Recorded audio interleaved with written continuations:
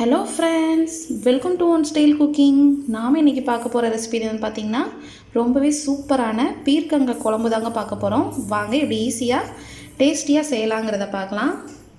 வீடியோக்குள்ளே போகிறதுக்கு முன்னாடி கீழே உள்ள ரெட் கலர் சப்ஸ்கிரைப் பட்டனை கிளிக் பண்ணுங்கள். கூடவே பக்கத்தில் உள்ள பெல் ஐக்கானையும் கிளிக் பண்ணுங்கள்.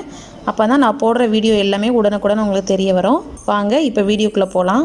இப்போ பீர்க்கங்காய் குழம்பு செய்கிறதுக்கு ஒரு கடாயில் கொஞ்சமாக ஆயில் சேர்த்துக்கலாம். ஸோ ஒரு 4 டீஸ்பூன் அளவு சேர்த்துருக்கேன்.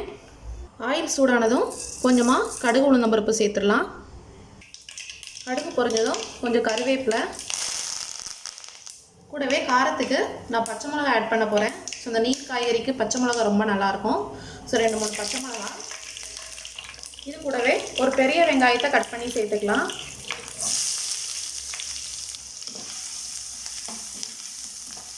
வெங்காயம் சேர்த்து நல்லா வதக்கிக்கோங்க.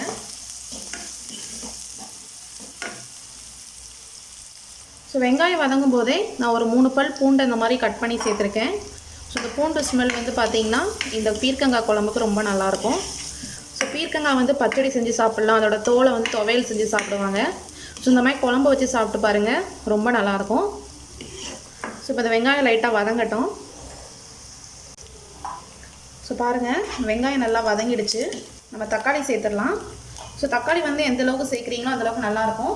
ஸோ நான் அன்றைக்கி ஒரு தக்காளி மட்டும் பெரிய தக்காளியாக எடுத்து கட் பண்ணி வச்சுருக்கேன். ஸோ அதை சேர்த்துடலாம். இந்த தக்காளி சேர்த்து நல்லா வதக்கிக்கோங்க. சின்ன தக்காளியாக இருந்துச்சுன்னா 2 தக்காளி சேர்த்துக்கோங்க, ரொம்ப நல்லாயிருக்கும்.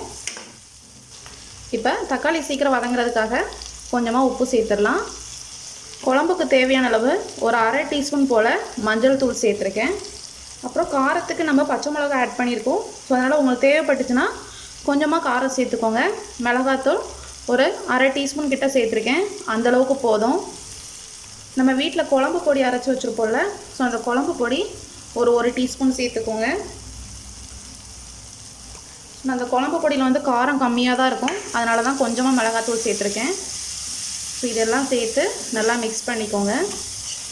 ஸோ இந்த குழம்புக்கு பார்த்திங்கன்னா புளி எதுவுமே சேர்க்க வேண்டாம். ஸோ நம்மளுக்கு போட்ட தக்காளியே போதும். ஸோ இப்போ அந்த தக்காளி எல்லாம் நல்லா வேகட்டும். இப்போ அதை மூடி வச்சு ஒரு 3 மினிட்ஸ் வரை குக் பண்ணலாம். இப்போ தக்காளி வேகிறதுக்குள்ளே அதுக்கான மசாலா ரெடி பண்ணிடலாம். ஸோ பார்த்திங்கன்னா நான் ஒரு கையளவு தேங்காவை இந்த மாதிரி கட் பண்ணி வச்சுருக்கேன். நீங்கள் துருவி கூட சேர்த்துக்கலாம். ஸோ இந்த தேங்காய் கூட பார்த்திங்கன்னா ஒரு 1/4 டீஸ்பூனுக்கும் கம்மியாக ஜீரகம் சேர்த்துக்கோங்க. ஸோ ஒரு வாசனைக்காக. ஸோ இதை சேர்த்து தண்ணி சேர்த்து நல்லா ஒரு ஃபைன் பேஸ்ட்டாக அரைச்சி எடுத்துக்கோங்க. தேங்காய் நல்லா ஃபைன் பேஸ்ட்டாக அரைச்சி எடுத்தாச்சு. ஸோ பீர்க்கங்காயும் பார்த்திங்கன்னா நல்லா தோல் நீக்கி இந்த மாதிரி கட் பண்ணி வச்சுக்கோங்க. ஸோ நல்லா ஃப்ரெஷ்ஷாக உள்ளது எடுத்திங்கன்னா உங்களுக்கு நல்லா டேஸ்ட்டாக கிடைக்கும்.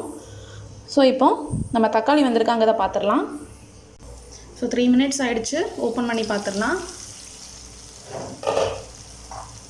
ஸோ பாருங்கள், தக்காளி எல்லாம் நல்லா வெந்திருக்கு.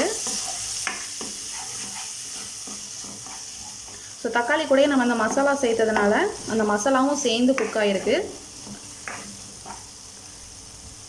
ஸோ நம்ம இப்போ க்ளீன் பண்ணி கட் பண்ணி வச்சுருக்கோம்ல பீர்க்கங்காய், அதை சேர்த்துடலாம். ஸோ நான் அன்றைக்கி ஒரு பெரிய பீர்க்கங்காய் தான் எடுத்துருக்கேன்.